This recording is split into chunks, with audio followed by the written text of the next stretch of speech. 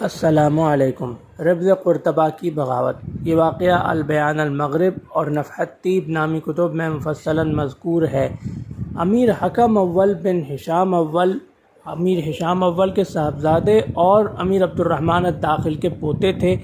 آپ کا دور حکومت 180 ہجری تا 206 ہجری بمطابق 896 عیسوی تا 822 عیسوی مکمل 26 سال پر محیط ہے۔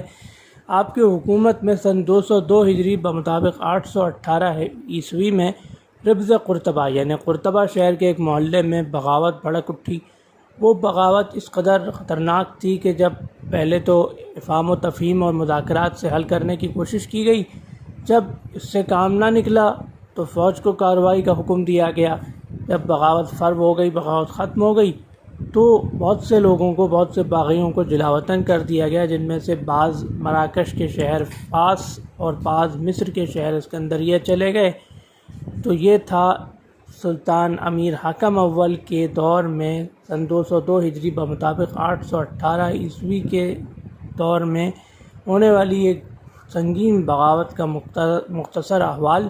اور ایک دلچسپ بات یہ ہے کہ امیر حکم اول وہ پہلے حکمران اموی تاریخ کے دمشق اور اندلس دونوں کی اموی تاریخ کے پہلے حکمران تھے جن کا نام حکم رکھا گیا، یعنی جن کا نام حکم تھا۔ ورنہ اس سے پہلے حکم بنو امیہ میں بہت سے لوگوں کے نام ہوئے، لیکن کوئی مسند حکومت تک نہ پہنچا۔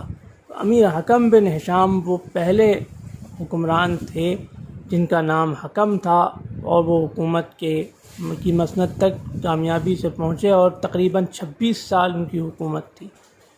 انشاءاللہ اگلی ویڈیو میں ہم امیر حکم اول کے صاحبزادے عبد الرحمن اوسط یا عبد الرحمن ثانی کے کسی واقعے کے ساتھ حاضر خدمت ہوں گے۔